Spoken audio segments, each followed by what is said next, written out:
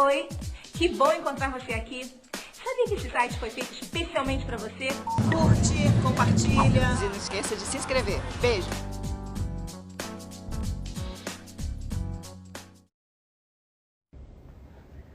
Oi, gente, boa noite. Sejam todos bem-vindos.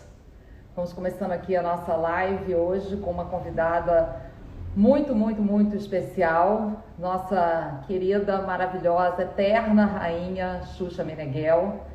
Assim como eu, Xuxa também virou escritora agora e vai conversar um pouquinho com a gente eu falar um pouquinho sobre o meu livro, que se cruza um pouco com a história dela, com alguns episódios que ela infelizmente passou na vida e que ela relata com muita coragem no novo livro dela. Estou com os livros aqui. Vou esperar então a Xuxa chegar para a gente fazer aqui o nosso bate-papo. Mandar um convite aqui para a Xuxa. Os nossos livros, na verdade, são 3 livros, né? Brasil lançou esse aqui de memórias, que ela conta muito da vida dela, e é bem interessante porque a gente lê e se lembra muito, né, dos vários pontos e passos da carreira dela, todos nós acompanhamos. Não tá entrando.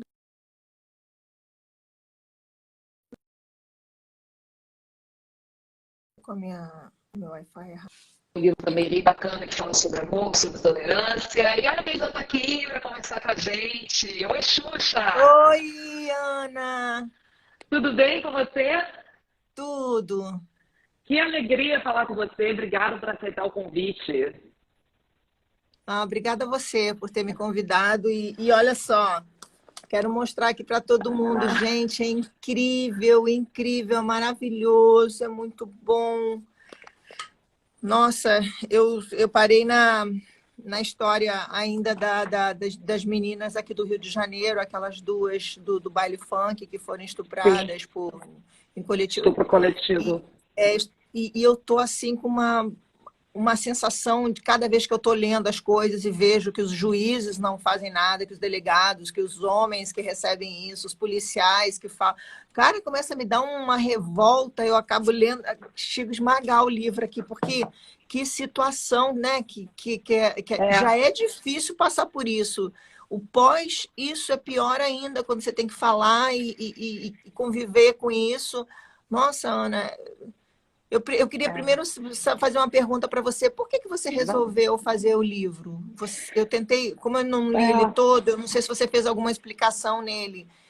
Você explicou por quê? Já está no livro, a gente pode saber o porquê que você resolveu fazer essas... Eu sei que você começou com umas entrevistas, achou interessante, resolveu unir mais, são mais de 100 entrevistas que você fez e resolveu colocar o relato das pessoas, mas tem alguma coisa em especial? Alguém perto de você sofreu? Você sofreu?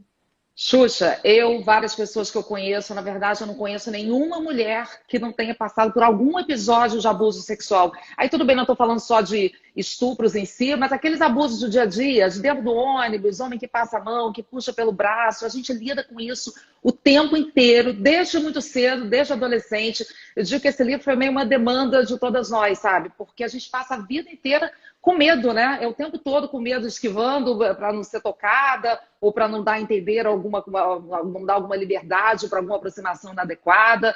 É a vida inteira isso tira a nossa liberdade. Eu conto no livro um episódio que eu passei dentro do transporte público, mas eu já passei vários outros e eu fiquei muito naquela escolha, né, do que falar, do que contar, até porque, e até isso que eu queria perguntar para você, porque eu fiquei muito nessa dúvida de até onde me expor, já sendo uma pessoa pública. Imagino que para você seja, então, um pensamento ainda maior, né? E eu achei muito corajoso o seu livro, porque eu me lembro quando sobre o episódio de abuso que você passou na infância. Mas você agora no livro, você dá ainda mais detalhes no seu livro Memórias, né? Esse aqui que tá aqui. Eu achei extremamente corajoso e eu queria saber também por que a essa altura você resolveu falar mais, se abrir mais, expor mais isso que aconteceu. Então, Ana, naquela época eu estava vendo que a minha filha estava fazendo algumas coisas, tendo alguns gestos, algumas coisas que para mim estavam me preocupando. Eu perguntei para ela o que estava acontecendo e tal, e ela não me falava.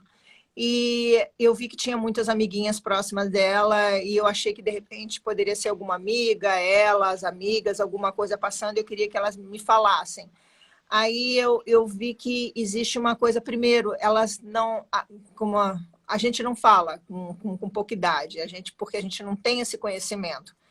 E aí eu resolvi, em cima disso daí, e eu soube relatos depois de pessoas próximas dela que vieram me contar, eu falei, eu preciso falar para que primeiro elas saibam que não estão sozinhas, né? Ou seja, a primeira coisa pela cabeça era por que com a gente? Por que acontece comigo? Por que isso está acontecendo? Eu me ofereci para falar.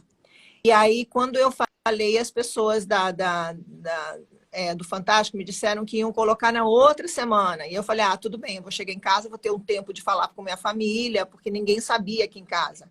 Nem minha mãe, nem meus irmãos e tal. Eu falei, então eu vou poder falar para eles que eu passei por isso e que vai sair no Fantástico. Só que daí eles me ligaram e disseram, olha, eu gravei na quinta, vai ser esse domingo, a gente não vai esperar, porque muita gente ouviu, tá muita gente comentando aqui no estúdio, a gente não quer que isso vaze. Aí eu, caraca, cheguei em casa, peguei minha mãe na cadeira de roda, botei no meu quarto, chamei meus irmãos, uma irmã está na Espanha, obviamente não falei com ela, mas a Solange, meu irmão mais velho, o Cirano, que ainda estava vivo, o Vlad, coloquei eles e comecei a comentar, falar sobre isso. Olha, vai sair isso, porque eu falei isso, bebi, falei tudo.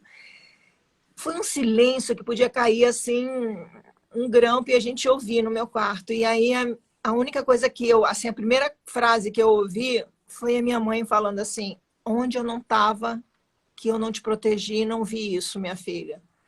Nossa, Ana, aquilo me doeu tanto, mas tanto, tanto. Eu falei, mãe, a senhora estava protegendo todos nós, estava cuidando de todos nós, cuidando das nossas vidas, da sua vida, da nossa comida, da nossa casa. A senhora estava fazendo tudo isso. E ela falou, como? Eu não vi isso.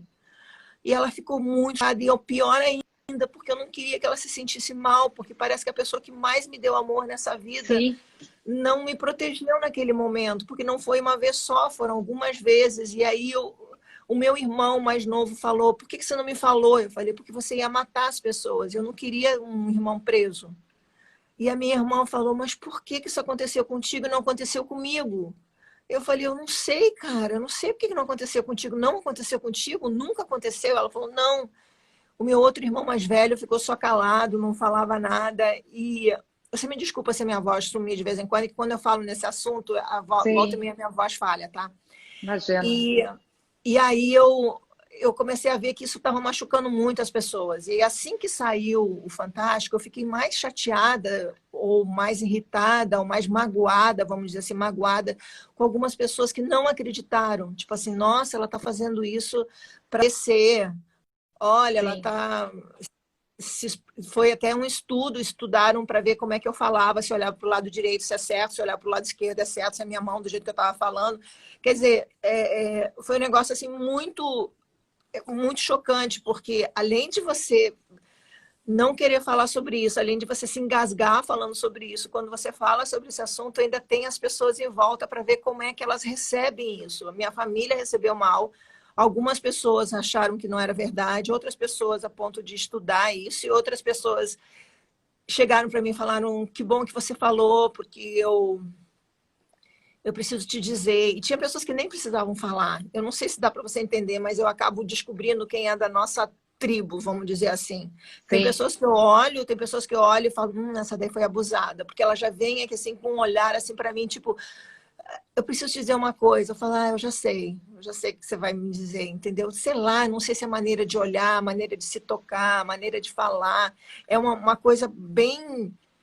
parece que a gente se encontra, a gente se conhece, se reconhece na multidão. É tão esquisito isso. E eu olhando os seus relatos assim, eu fico dor das pessoas, sabe? É um negócio muito esquisito. Então você me perguntou por que eu falei. Primeiro eu falei porque eu queria ajudar alguém. Queria dizer que essas pessoas não estavam sozinhas. Segundo, eu não queria mais levar isso dentro de mim, sabe? Porque é uma mentira muito grande. Mas depois que você é mãe, essa mentira se torna... Não é mentira, não é essa palavra. Esse segredo com cara de Sim. mentira. Porque quando as pessoas perguntam, tá bem? Você fala, tá tudo bem. E não tá tudo bem. Gera uma mentira. Quando a pessoa me pergunta, por que você não quis falar sobre isso?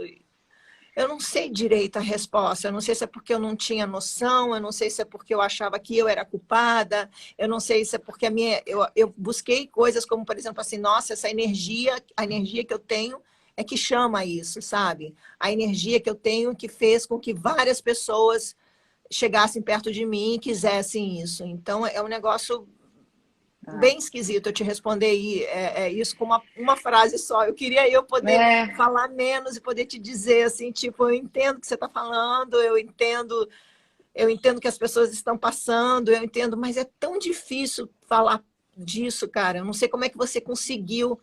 Eu fiquei imaginando assim, cara, o que você fez, eu não sei se você tem noção do que você fez, do que você retratou nesse livro, eu não sei se você tem noção do quanto é importante para nós que passamos por isso, para pessoas que devem estar passando por isso, por crianças, meninos e meninas que devem passar isso diariamente, poder saber que não estão sozinhas, poder saber que existe alguém que ouve, existe alguém que leu, existe alguém que ouviu, que brigou, que lutou, porque isso é uma luta que você está fazendo para essas pessoas É uma luta. que não conseguem falar. Exatamente. E às vezes o que acontece é que quando as pessoas falam, ficam às vezes desacreditadas, como o que você falou, né? Eu lembro de ver na época que você deu o depoimento ao Fantástico, muita gente duvidando. Eu falei, gente, que absurdo, a pessoa se expõe. E como assim querer aparecer? Quem é que quer aparecer com uma história horrível dessas? E como se você precisasse que a pessoa que mais aparece, a rainha dos baixinhos, a Xuxa, imagina. Você prestou ali um serviço. E é o que eu sinto muito quando eu vejo as pessoas que leem meu livro, que se sentem um pouco mais acompanhadas, que tem ali informação, porque tem muitas vezes, inclusive quando é criança, como foi com você, que a criança não sabe que aquilo foi uma violência sexual. Ela se sente desconfortável, sabe que tem alguma coisa errada ali, mas ela não sabe exatamente o que aconteceu. E quando fala, muitas vezes, as pessoas não acreditam, sendo que eu fui até atrás de psiquiatras para ver, puxa, mas... Peraí, Paulinha. Ana Paula, deixa eu ver aqui, porque eu acho que o meu Wi-Fi deve estar em outro lugar, e aí parece que a minha imagem não está muito boa. Então, a sua conexão está meio ruim. Vamos lá, eu até desliguei os comentários aqui para ver se melhorava, mas vamos recomeçar. Vamos lá, tá? Eu vou botar aqui. Tá. Agora não sei se também aqui. E ver se a gente recomeça daqui a pouquinho, então. Deixa eu tentar pegá-la de novo. Gente, eu desabilitei os comentários exatamente para a gente poder, de repente, melhorar um pouco a conexão. Mas acho que agora, para convidar a Xuxa, eu tenho que, de novo, habilitar aqui. Deixa eu ver.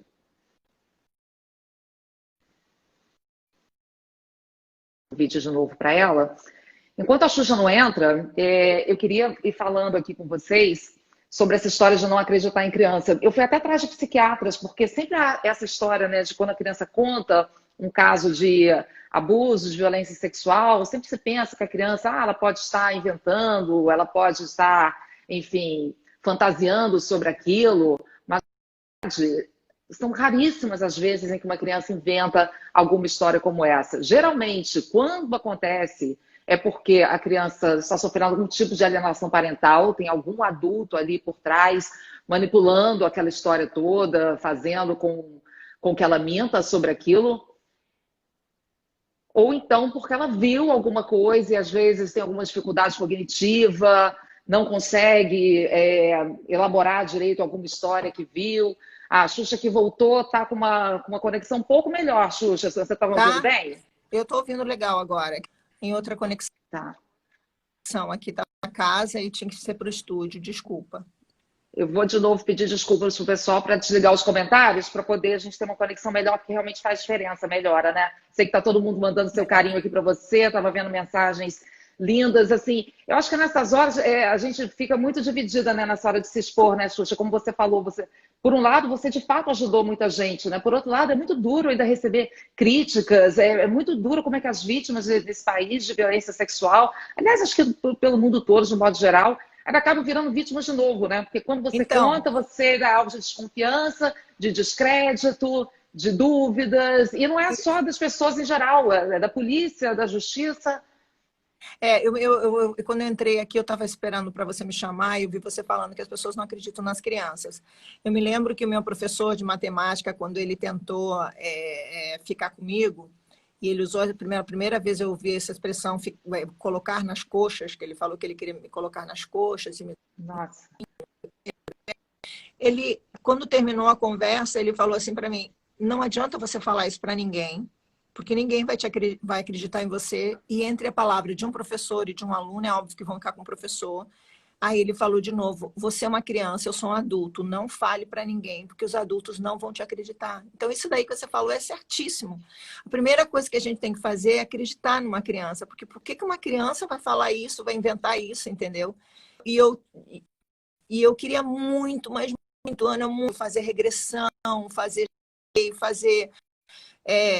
pudesse me levar a ver o que eu não consigo ver, sabe? Eu sei que existiram, mas eu não sei quem fez, eu não sei realmente como eu. Então tem coisas que eu nem botei no livro, porque tem detalhes, por exemplo, você falou agora de ônibus. Nossa, isso acontecia demais. Eu chegava em casa às vezes, eu me lembro que eu tinha uma sainha verde com um botãozinho na frente, que uma vez eu cheguei, minha mãe falou, o que é isso aqui grudado?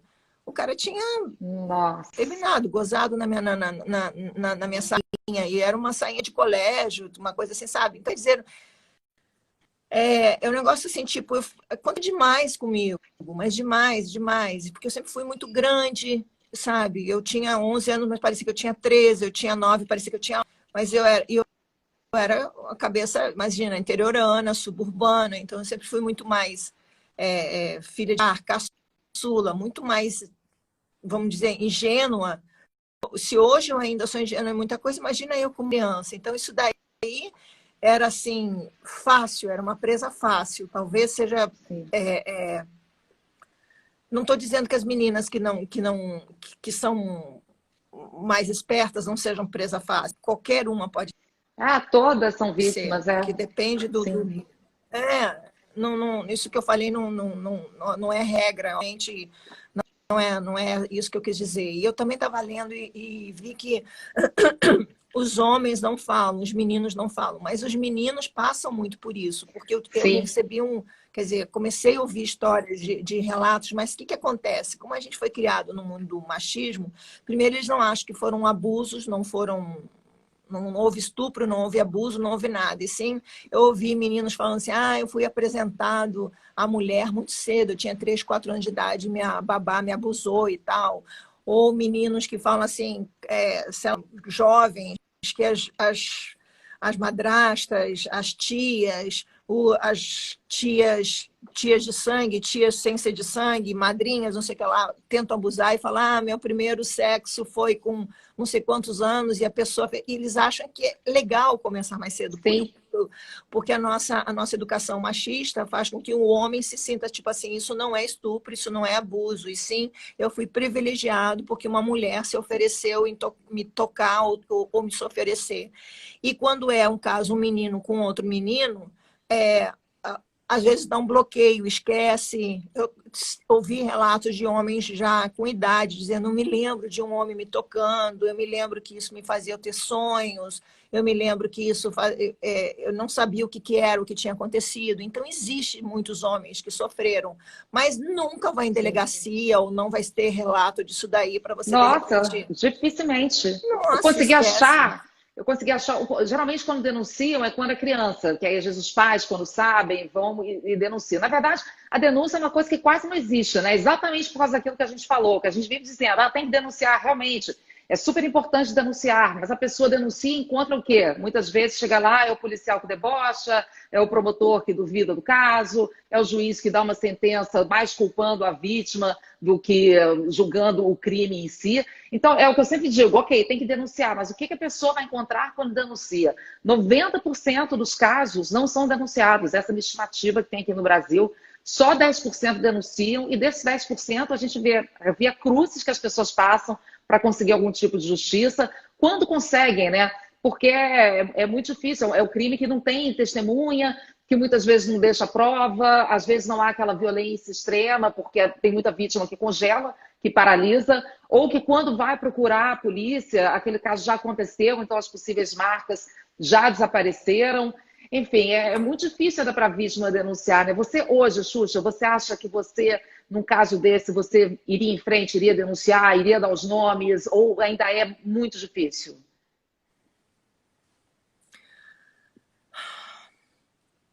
Eu acho que é necessário, mas é difícil porque a gente não quer reviver isso, sabe, Ana? É um negócio muito Sim. esquisito eu te falar isso. Eu entendo as pessoas não falarem nome, não quiserem falar um nome. Eu, por exemplo, no meu livro, eu falei um nome de uma pessoa que era considerado meu padrinho, e eu sei que o cara tá vivo. Era melhor amigo do meu pai, o Álvaro, e eu sei que ele tá vivo, eu sei que ele deve estar por aí fazendo essas coisas, porque eu tô te falando isso por quê? Porque eu fui fazer um clipe uma vez num lugar e uma pessoa chegou e falou assim para mim: ah, você sabe que eu tenho duas filhas e uma nasceu com o olho claro e o cabelo claro e a gente apelidou de Xuxinha, e outra é moreninha. E aí o Álvaro, o teu Dindo, quando chega aqui, quer pegar, botar lá no colo, quer brincar com ela. E me deu um gelado, um frio na minha... E aí eu chamei o cara no canto.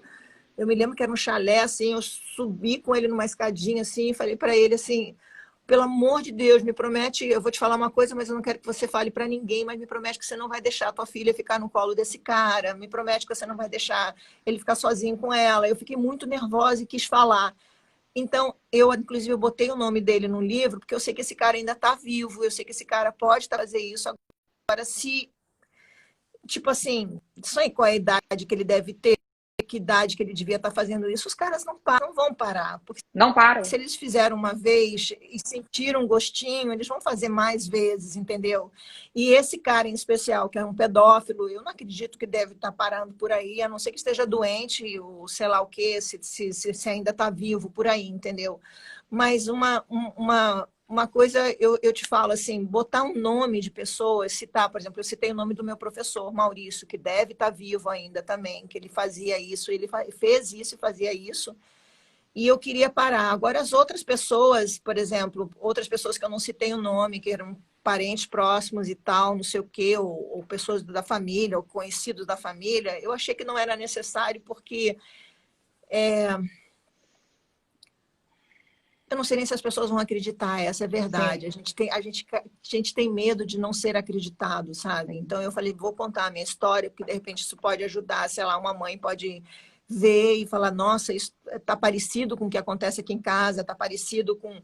Eu também tenho, sei lá, um vizinho que chega muito, um parente que chega muito, quem sabe isso não vai acontecer, mas... E aí pensei em abrir os olhos dessas mães, desses pais, para tomarem cuidado, entendeu? Mas cada história é uma diferente da outra. Você viu, já viu no teu livro, sei lá, umas 8, 9 histórias já completamente diferentes uma da outra. Sim. Eu acompanhei as histórias do João, que são parecidas, mas ele não tinha um perfil para escolher, não era sempre uma mulher desse jeito, tal, era fragilidade. Então, as mulheres frágeis, ou o ser humano frágil, é sempre uma pessoa, uma presa fácil. E essa fragilidade te acompanha no decorrer dos anos. Eu me considero uma pessoa assim que esclarecida em algumas coisas e muito travada em outras. É um assunto que, para mim, mexe tanto que quando eu quero ajudar alguém, eu me proponho ajudar alguém, eu quero entrar nas campanhas, eu falo para as pessoas, eu quero falar sobre isso, dar isso, eu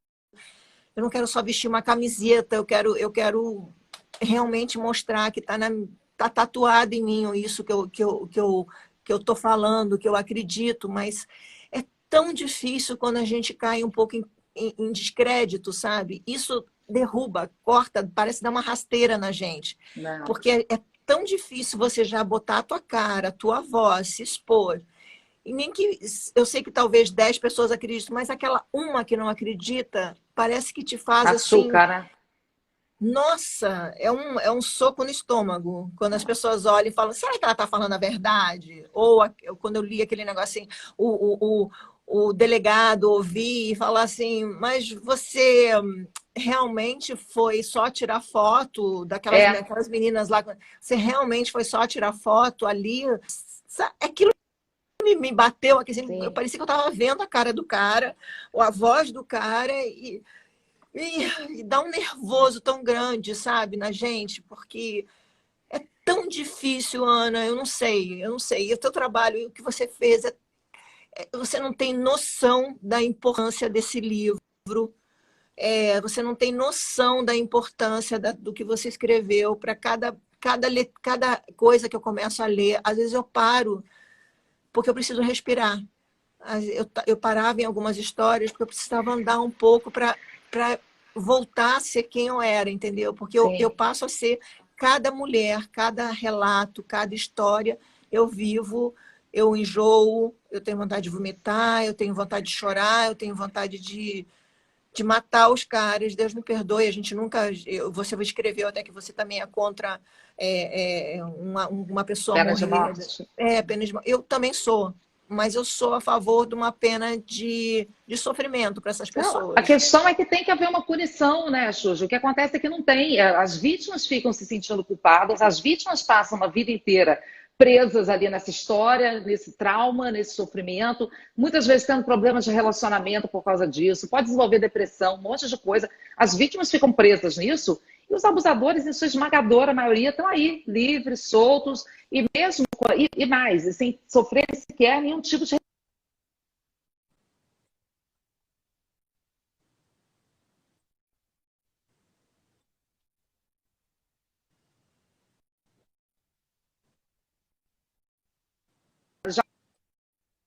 ter a pena pelo mesmo crime, ou seja, mesmo quando foram pegos, cumpriram sua pena, viram o que é viver na cadeia. Na cadeia, os estupradores são muito mal vistos, eles são perseguidos, têm que ficar numa área separada para não serem espancados, assassinados.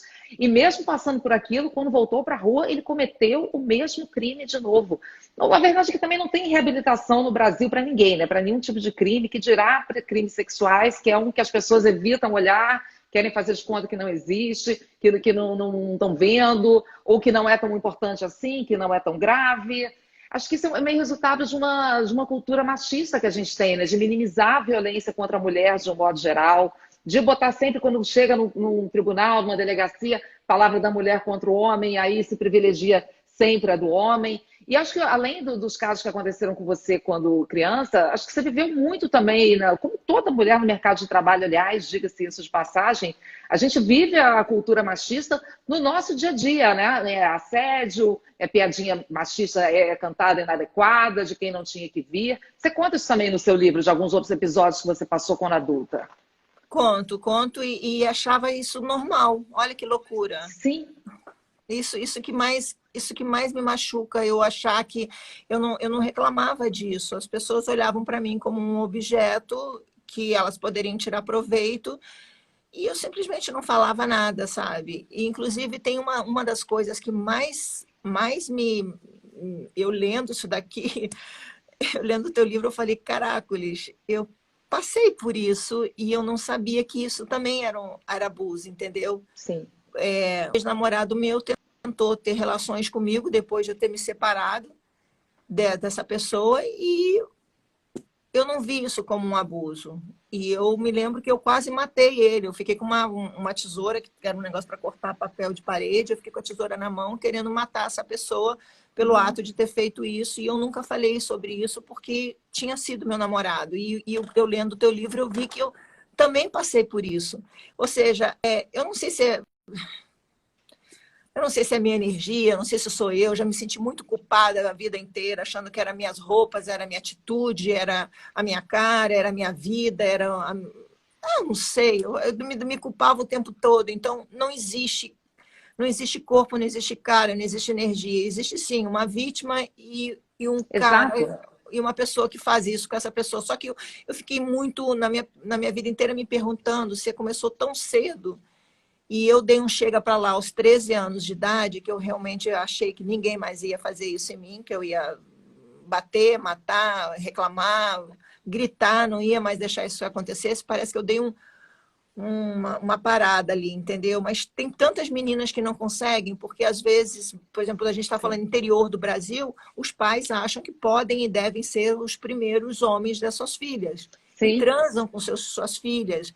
entendeu? Tem filhos com as suas filhas. Aqui na fundação, quando eu tinha minha fundação, uma vez, a minha fundação viu uma criança gritando, chegou lá para ver o que estava acontecendo, se estava sendo espancada a criança. A mãe estava segurando uma bebê de 24 meses e o pai estava tendo relações com essa bebê. Meu Deus do céu. A gente conseguiu com que essa menina fosse tirada desses pais, mas eles não foram presos. Eles, sei lá, pagaram uma cesta básica, ficaram um tempo e saíram. Devem ter tido outros filhos. Esse bebê a gente conseguiu que entrasse para adoção. Mas o que quando foi conversado com a mulher disse, se eu não deixar ele fazer isso, ele vai para a rua e vai procurar a mulher. A mãe dessa criança usou essa frase, eu precisava deixar com que o cara fizesse isso, porque senão ele ia para a rua procurar uma mulher. Ou seja, um bebê de 24 meses, uma criança de 2 anos, sendo violentada, com a mãe segurando. O que é a cabeça dessa criança? Então, é uma dor absurda quando até a mãe não sai em defesa. Eu vejo muito isso nas entrevistas que eu fiz. As meninas, mulheres que eu já entrevistei, quando foram violentadas quando crianças e que a mãe saiu em defesa delas, que denunciou, que as protegeu de alguma forma, elas têm uma recuperação muito melhor, ela supera esse trauma de uma maneira muito mais tranquila, muito menos difícil do que em outros casos que infelizmente acontecem muito, que é isso, que a mãe muitas vezes é conivente, faz vista grossa porque não quer perder o marido, não acredita, quando é adolescente acha que foi adolescente que seduziu, ainda tem essas maluquices. Agora, Xuxa, eu queria dizer uma coisa para você, que é um mantra que eu repito e que eu acho que você precisa ouvir, porque todo mundo precisa ouvir isso, a vítima não é culpada. Por mais que a vítima saiba que não é culpada, ela sempre fica ainda com aquilo na cabeça, né? Sentindo um pouco, ela sabe que não é culpada, mas sente um pouco de culpa. Não tem nada que você possa ter feito. Eu vou te dizer o porquê. Às vezes que eu fui tocada, eu me lembro essa cena bastante, o lençol levantando, eu com o olho meio dormindo, eu falei, lá vem. Às vezes que eu fui tocada, era bom. Não era uma coisa, tipo, às vezes me incomodava, me machucava, eu queria tirar a mão da pessoa, mas às vezes era bom. Então, esse sentimento de ser bom, de receber um toque no corpo, me fazia me sentir culpada e me fez me sentir culpada porque eu fui criada no catolicismo, onde tudo é pecado.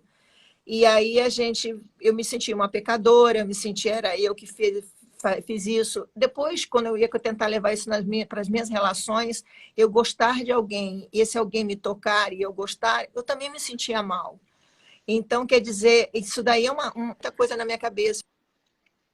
Eu vejo, o Ju tem me ajudado muito, muito, muito, porque meu avô, ou seja, ele ia casar com a minha avó, né, e que ele me tocava quando eu era pequena, eu me lembro que meu peito ainda estava nascendo, então estava aquele carocinho, sabe? Não era nem peito, era só uma bolinha dura, assim, que doía, e ele apertava isso e me doía. Então, hoje, tocar no meu peito me dá um negócio que, assim, aí o Ju fica assim, quem está tocando no seu peito não é ele, é uma pessoa que te ama, olha para mim, olha, sou eu que estou aqui. Isso me fez eu chorar, me fez eu olhar para ele de outra maneira, me fez eu deixar. Então, aos poucos, eu vou tentando tirar trauma, ou seja, eu já estou quase com 60 anos e ainda estou tirando meus traumas da infância. E é muito difícil, realmente, você está falando assim, se você não tem o apoio da tua mãe, do teu pai, ou do teu marido, do teu namorado, da tua namorada, não sei qual é a pessoa que está do seu lado, se você não tem esse apoio, é difícil você seguir isso sozinha, entendeu? Porque a tua cabeça é uma caixinha de surpresas. Tem dias que eu falo assim, não, tá tudo certo. Tem dia que acontece uma coisa e parece que eu estouro, falo, não me toca, não faz isso, não quero isso. E aí, por que eu não quero? Por que não faz isso? Por que não, entendeu? Sim. E o fato de eu tomar banho demais, eu me sinto suja, o fato de eu querer demais o sexo, às vezes, querer demais, e a coisa não... também é isso, entendeu? E eu não sei, cara, é uma loucura, porque esse tal do equilíbrio a gente perde. Quando tiram da gente a inocência, quando me tocam no momento que não era para me tocar, quando me faz eu sentir coisas que não era para eu sentir naquele momento, naquela idade, tirou o equilíbrio todo da minha vida, entendeu? Então, eu não me vejo como uma pessoa que... Eu tento esse equilíbrio, eu busco esse equilíbrio, eu busco me olhar no espelho e não me sentir culpada, mas muitas vezes eu me sinto culpada, muitas vezes eu me sinto sozinha, mesmo sabendo que eu não estou sozinha. Mas é a cabeça da gente que leva a isso. Muitas vezes eu me pergunto por que essa pergunta do porquê eu e não minhas 2 irmãs que não Até sofreram hoje, isso. né? Até hoje você tem essa questão, né? eu pergunto, nossa, tinham 3 lá em casa, por que eu fui a escolhida, entendeu? E não foi uma vez só, tipo assim, eu conheço relatos de pessoas que me contam, e tipo assim, meu padrasto fez isso. E eu falo, caraca, o teu padrasto, e quem mais? A pessoa olha para mim, não, meu padrasto fez isso. Eu falo, então, aí me vem a pergunta, mas por que só uma pessoa fez nela? E se mim fizeram tantas pessoas, né? Tantas. Que é um negócio muito doido, Ana. Eu não sei te dizer. Eu queria muito poder. Eu acho que com a leitura do teu livro, talvez eu venha me conhecer um pouco mais. Talvez essas pessoas que passaram por isso venham se conhecer mais, venham se permitir sentir coisas, sabe? Que você está me vendo, foi o que eu te disse, eu não sabia que eu tinha vivido certas coisas ainda. Ou seja, mais uma para minha caixinha de Pandora que eu tinha guardado, já tem mais uma aqui. Então é um negócio muito doido, gente, isso daí. Aí Mas, você me Xuxa, pergunta, quer dar um nome? Não, não quero. Não quero dar um nome. O nome eu acho que já está aqui, meu nome, minha cara, meu corpo, que já sofreu muito. Isso a gente não quer botar a pessoa na parede ou o ideal seria que todo mundo ficasse preso, mas não vão ser presos. Vamos ser claros, essas pessoas hoje em dia não vai ter prisão para a quantidade de gente que toca em criança, que toca em mulher, que abusam das mulheres, que estupram as mulheres, mas não vai ter prisão para a quantidade. Se abaixasse uma lei e fosse clara, dissesse que a mulher não queira estar preso, nossa, não teria prisão suficiente. Xuxa, você tocou num ponto importantíssimo, que eu acho que a sua fala liberta muitas mulheres, porque a violência sexual impacta a vida da vítima de várias formas. Tem aquela que não vai conseguir se relacionar sexualmente com ninguém, tem também aquela que vai desenvolver um relacionamento meio compulsivo com o sexo, são todas respostas que acontecem por causa do trauma. E muitas vezes a pessoa fica se sentindo culpada de novo. Eu lembro que eu entrevistei uma menina, que ela está logo no começo do livro, ela foi estuprada por um cara que foi roubar ela, uma história horrorosa, e 7 anos, e ela estava começando a vida sexual dela nessa época. E ela falou que depois do estupro, ela continuou tendo relações sexuais com o namorado muito boas e que ela ficava se sentindo culpada. Ela ficava assim, puxa, será que então é porque eu gostei daquilo que me aconteceu? Mas depois ela começou a conversar com ela mesma. Não, peraí, eu já gostava antes, por que eu tenho que deixar de gostar? Por que eu tenho que me definir por causa daquela violência que aconteceu comigo, né? Então, eu acho que a vítima tem muito isso, que parar de se culpar. Eu digo que estupro é um crime... Essa da bicicleta é que estava grávida, não é? Sim, que acabou ficando grávida. Essa da bicicleta que estava grávida, ainda teve a história. Isso. Do aborto, ainda tem essa história do aborto ainda. Que é uma dificuldade enorme para conseguir, né? As pessoas não sabem, mas basta chegar numa unidade de saúde, dizer que foi vítima de estupro. Claro, tem todo um procedimento de atendimento médico, de registrar ali informações básicas, se comprometendo com a verdade daquele relato, mas não precisa registrar queixa na delegacia. E outra coisa, quanto antes for feito o aborto a que a pessoa tem direito pela nossa lei, menos sofrimento menos gastos de dinheiro público, porque depois o procedimento pode ficar mais complicado, mais difícil de fazer. Então, é toda uma rede de atendimento às vítimas que não funciona e que tem que funcionar. É o atendimento médico, é na polícia, é na justiça. Por isso que a gente tem que falar mais desse assunto, né, Xuxa? Para que as pessoas saibam identificar o que é a violência, saibam o que é o direito delas e consigam perceber também em si mesma, vendo através das histórias dos outros, como aquilo também diz a respeito às histórias delas, como as coisas acontecem, que muita gente fica com traumas para sempre. Eu tenho uma amiga no trabalho que veio me contar que agora, depois a gente falando sobre o livro, que ela descobriu que tinha, já com 40 anos de idade, que tinha sido abusada quando criança. E ela não sabia, ela não lembrava, ela não conseguiu nem tratar esse sofrimento dela. Ao longo dos anos, fazendo terapia, os terapeutas insistiam com ela, mas você sofreu alguma violência sexual para ter determinados comportamentos? E ela, não que eu saiba. Até que, por fim, agora, ela insistiu com a família, a irmã dela contou o episódio quando ela era muito pequena. Enfim, é um impacto que fica para sempre. Você vê, você ainda até hoje ainda está trabalhando algumas sequelas que ficaram disso, né? Deixa eu voltar no assunto do aborto, que seria bom deixar claro para as pessoas que tem muita gente que é contra o aborto, principalmente julgam pessoas que foram abusadas e acham que não devem fazer aborto, mas lembrando que quando a gente quer uma gravidez, a gente quer um filho, a gente quer porque a gente ama a pessoa que está do lado da gente ou porque a gente quer ser mãe, a gente deseja muito ser. Você imagina você ter sido abusada por essa pessoa que você não sabe o nome, essa atitude, essa violência sexual, violência corporal, física, mental, tudo, e disso daí vem um fruto dentro de você, como é que você vai olhar para essa criança e desejar, você até poderia querer amar, mas como é que você pode amar uma coisa que vai sempre lembrar um gesto de brutalidade com você, com o teu Sim. corpo, com a tua vida. Então, eu acho que antes das pessoas realmente pensarem nisso, né, pensarem que as pessoas são contra o aborto, é contra tirar uma vida, mas tudo a gente tem que estudar, a gente tem que pensar antes de sair falando, eu sou contra o aborto. Concordo. Calma, que nem tudo é uma frase só, entendeu? Por isso que quando até você me perguntou, e aí, falava, eu não consigo responder as coisas com uma coisa só, porque tem muita história envolvida, muita coisa atrás disso daí, né? E no caso, você fala, tipo, os traumas que essas pessoas vivem e que levam para o resto da vida, ou que não se lembram. Eu queria muito me lembrar os detalhes. Tem muita coisa que eu não consigo, talvez seja para me proteger, sim. Eu escrevendo o livro Memórias, me passou pela cabeça que eu sempre falava do cheiro da bebida e de uma sabia que tinha barba. Mas depois eu fiquei pensando, na hora que eu estava escrevendo o livro, me veio na cabeça, será que não seriam pelos pubianos? E eu estava falando de barba. Eu tomava banho com meus irmãos, era um banheiro só lá em casa, ninguém tinha pelinho. Então eu não podia associar que alguém fez xixi em mim e que tenha sido o pelinho que encostou na minha boca, ou no meu rosto. Talvez sejam os pelos dessa pessoa. Então eu, agora, com quase 60 anos, me veio na cabeça que talvez não seja uma pessoa barbuda. Que eu sempre botei na minha cabeça, eu sei que tinha barba e que tinha cheiro de bebida. Barba e cheiro de bebida. Mas talvez não seja barba, entendeu? Me veio agora, quer dizer, parece que a caixinha vai abrindo muitos pouquinhos e talvez saia uma frasezinha ou venha uma imagem e fala, será que isso é verdade ou será que eu estou inventando? Será que isso é da minha cabeça? Então a gente tem que, eu não sei, entendeu? Eu precisava realmente, por isso que eu falo, eu queria muito conhecer alguém que conseguisse me fazer uma regressão ou uma hipnose, alguma coisa, porque aí algumas pessoas me perguntam, mas por que tu quer fazer isso? Você realmente quer saber quem te fez isso? Eu quero saber, porque se eu souber quem fez, eu vou talvez me entender um pouco mais, me conhecer um pouco mais. Por que eu guardei isso? Por que eu não me lembro? Por que eu...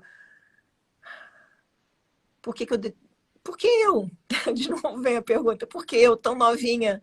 Por que essa pessoa escolheu isso? Talvez eu venha... Se eu entender o porquê isso aconteceu, talvez eu possa me entender também um pouco mais, porque tem tanta coisa que eu não faço, não falo e não sinto por causa daquilo que começou tão cedo, né? Eu não sei quantos anos eu tinha, talvez eu tivesse 4 anos ou 5 anos de idade quando foi o primeiro. E o último eu sei que foi com 13 anos de idade. Então, eu não sei como aconteceu e por que aconteceu. E eu queria muito, talvez essas pessoas não queiram, muitas delas querem bloquear ou fechar, mas como a da tua amiga, vai acompanhar ela para o resto da vida. A questão é essa, a pessoa quer esquecer, não quer falar, mas não se esquece assim, né? Porque aquilo fica dentro de você, de alguma forma, se você não conseguir, de alguma maneira, falar, trabalhar e repetindo, as pessoas que conseguem falar e que têm com quem contar, são as que se recuperam melhor, as que têm acesso a uma terapia, às vezes precisam de medicamentos, um tratamento adequado, porque realmente é muito difícil, tem muitos bloqueios, né? E veja, um ponto que você tocou interessante, de você não lembrar de muita coisa, isso é muito comum, é um mecanismo de defesa das vítimas, de não lembrar de muitos trechos, e olha como isso é usado contra as pessoas, muitas vezes na justiça, né? Quando a vítima vai e tem, às vezes, um depoimento desencontrado, conta primeiro uma coisa, depois, não foi bem assim, foi de outro jeito, aquilo vira, o depoimento dela não está sendo coerente. Acho que falta também o conhecimento da nossa justiça, da nossa polícia, dos nossos médicos, de entender tudo que impacta uma vítima de violência sexual. Essa vítima, às vezes, não consegue mesmo dar um depoimento coerente.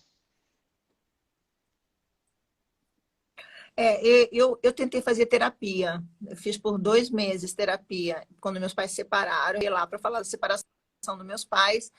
E uma das coisas que eu tenho um sono muito leve, porque muitas vezes eu fui tocada à noite, então eu tenho sono muito leve. E essa pessoa, eu conheci 3 analistas antes de pegar essa psicanalista, essa pessoa para trabalhar comigo. E eu escolhi ela e ela fazia falar com umas almofadinhas, fazia não sei o que lá. E ela disse que eu precisava relaxar, botava músicas, botava cristais, incensos para eu relaxar, dormir e tal. E ela falou, por causa das histórias do teu abuso, você passou por isso, você... Nananana. Enfim, eu relaxei num momento lá da terapia e dormi. E quando eu acordei, ela estava me tocando.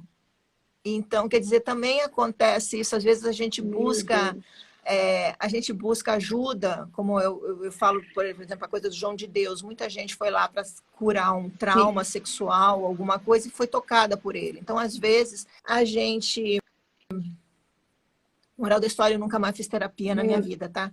Deus do céu. Eu acho assim, eu acho que a gente, às vezes, tem coisas que tem que passar, a gente tem que passar, entendeu? Tem que, sei lá, eu não sei qual é a explicação de vi um senhor, legal, não gostei, vi uma outra pessoa, não gostei, vi essa daí, gostei, e aconteceu isso. Então, é difícil a gente falar sobre um assunto. Eu não botei isso no livro também, porque eu até falei coisas assim, tipo, tem coisas que eu quis pular, porque vai parecer que só tenho isso na minha vida. Mas muitas vezes aconteceram coisas pequenas, coisas grandes, coisas que me marcaram, coisas que me deixaram traumas. Muita gente fala, mas por que você não faz terapia? Por que você não deixa a tua filha fazer terapia? Eu falo, não, tudo bem, você se traumatizou com a terapia, né? A terapia te traumatizou de novo. E isso é muito comum quando a pessoa tem alguma ascendência, o caso que você citou do João de Deus, terapia é ainda mais cruel, né? Que a pessoa usa de uma posição que ela tem de estar ali, que a vítima procurou pedindo ajuda, ela está numa posição, entre aspas, superior de ser a pessoa que está ali como alguém que tem sabedoria, ou que tem a prática religiosa, ou que tem aquilo que a pessoa precisa. O caso do médico Abdel Maci, que as mulheres iam para lá em desespero porque queriam ter filhos, realizar aquele sonho, e ele se aproveita daquela ascendência para cometer esses abusos. Isso é muito cruel. Mas, poxa, nosso tempo aqui já está... perguntando se eu não queria ir lá. Esse médico Abdel ligou para mim Maci? perguntando se eu não queria ir lá para conhecer. Ainda bem que eu não fui, senão seria mais um para minha Nossa, história. nossa, Meu pai. meu Deus.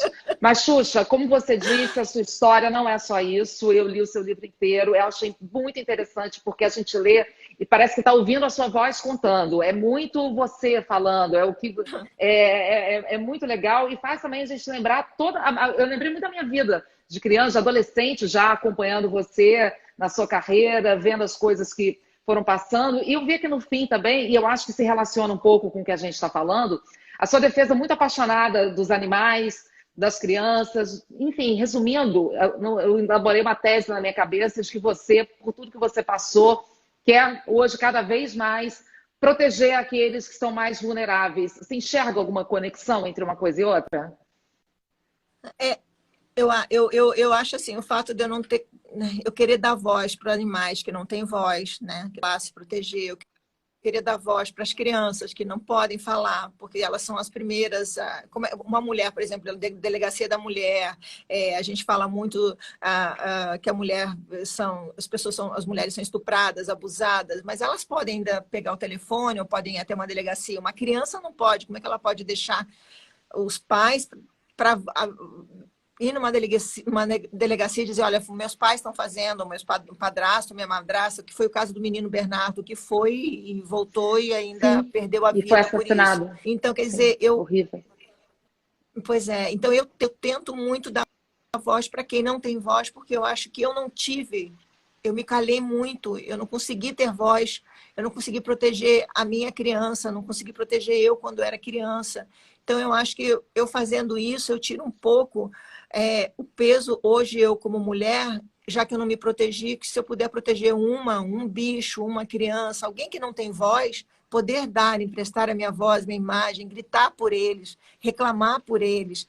Então, muita gente fala assim, nossa, a Xuxa fica segurando um monte de bandeira, ao invés de ela pegar só uma, né? Ela assim, segura a bandeira do LGBT, do veganismo, de criança, pô, segura só uma. Não invalida a possibilidade, nem a força, se eu quiser abraçar todas essas causas e poder dar a voz, já que eu tenho a possibilidade de estar aqui contigo, muita gente está vendo, vai ouvir e ver e entender e esclarecer certas coisas, por que não, entendeu?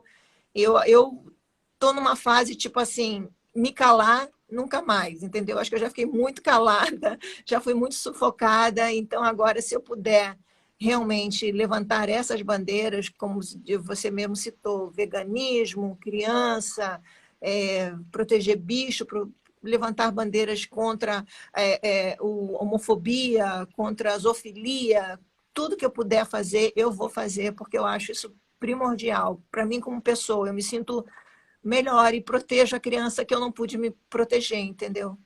Inclusive, uma criança muito especial que tem aqui, né, nesse livro, a Maia, que Pois é. é maravilhoso o seu livro, Xuxa. É muito, muito Ai, bonitinho, muito fofinho, obrigada. e que fala muito da importância do amor. Exatamente, não interessa, né, de onde venha, sendo amor. Acho que você passou isso tudo que você contou aqui durante essa quase uma hora nossa de papo, de tanto sofrimento, de tanta coisa dolorosa, de tanto trauma, que todo mundo que está assistindo tem certeza que tem suas histórias também. Ainda mais sendo mulher, infelizmente, a gente coleciona histórias desse tipo. Então, quando você tem a oportunidade de receber amor, isso é o fundamental, é o mais importante. Numa família, não interessa se são dois pais, se são duas mães, interessa que é uma família que apoia aquela criança, que ama aquela criança, que defende aquela criança, que ensina a criança a se proteger. Isso é que é o importante, né?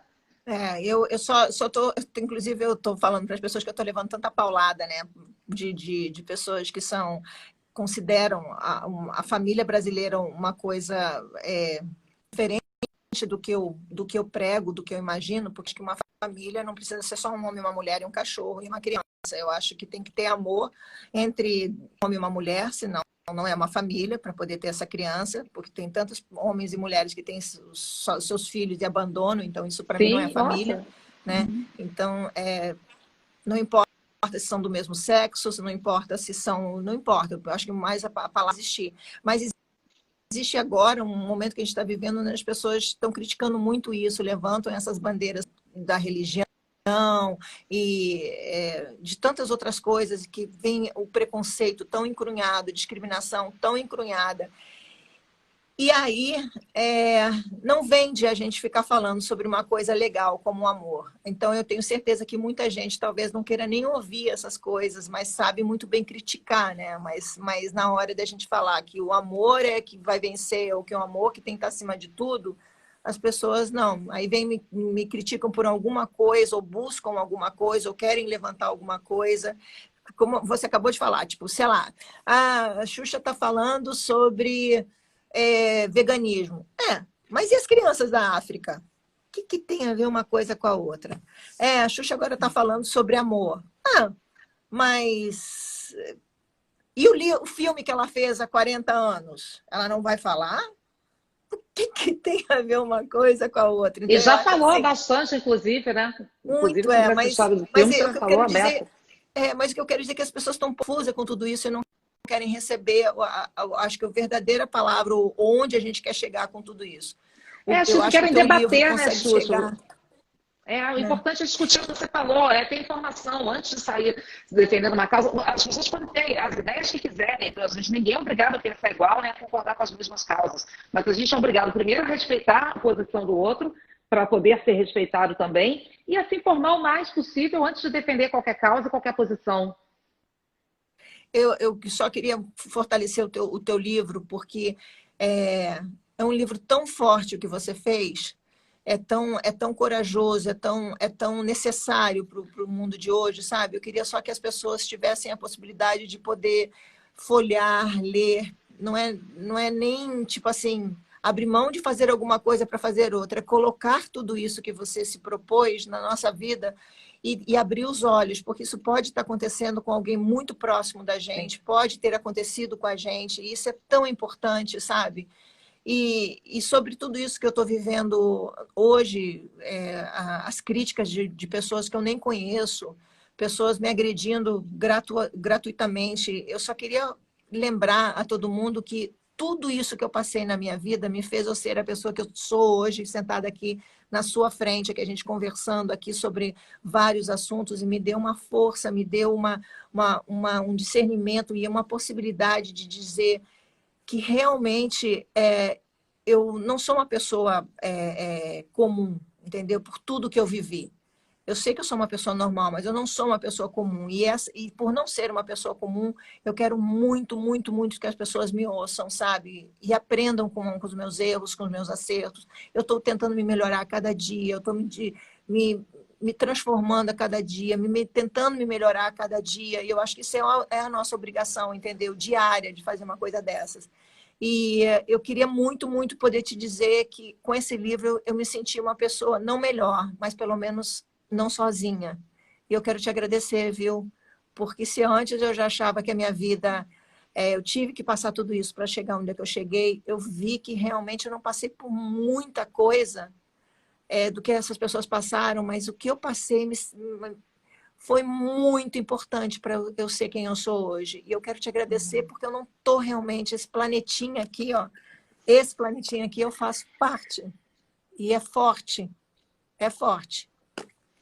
Xuxa, eu que quero te agradecer demais. Esse retorno é tudo que eu tinha em mente ao fazer esse livro, fazer com que as pessoas tivessem mais informação, soubessem mais sobre seus direitos, sobre o que é o abuso, que homens leiam e percebam muitas vezes que nas suas atitudes está o problema, no que eles podem mudar, no que eles podem melhorar.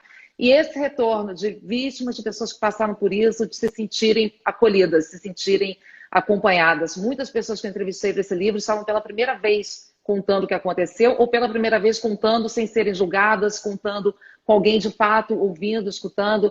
Isso era o que eu conseguia. Esse seu depoimento me deixou até emocionada aqui. Só tenho a agradecer a você pela sua generosidade, pelas suas palavras, pelo seu trabalho. Eu acho que você cada vez se torna uma pessoa mais lúcida em defesa dos direitos humanos, em defesa das bandeiras que você quer, que você acha correto, mas sempre com um argumento, com uma causa, com um propósito. E acho que se todos nós trabalhássemos com propósito, a vida seria muito melhor. Xuxa, muitíssimo obrigada por conversar aqui comigo hoje, viu? Obrigada. Um beijo Obrigada. enorme para você. Se possível, vamos continuar falando, porque eu acho que a gente pode falar mais coisas, tá bom? Vamos sim, vai ser um prazer, nossa, quando você quiser. Se eu tiver coragem de falar mais coisas que ainda tem aqui instalado para falar. Você já foi extremamente corajosa, extremamente corajosa. Muito obrigada. Beijo para você, Aninha. Fica com Deus e obrigada a todo mundo que entrou na live. Obrigada a todo mundo que entrou na live, que mandou os recados. Obrigada pelo carinho. Obrigada de verdade. Beijo a todos. É isso. Beijo, Xuxa. Obrigada. Obrigada a você que participou aqui com a gente. A Xuxa falou muito de críticas, mas que corrente bacana de carinho e de amor que vocês mandaram aqui para ela, para a gente. Muito obrigada. Beijo. Peraí, deixa eu encerrar aqui assim também, ó. Beijo.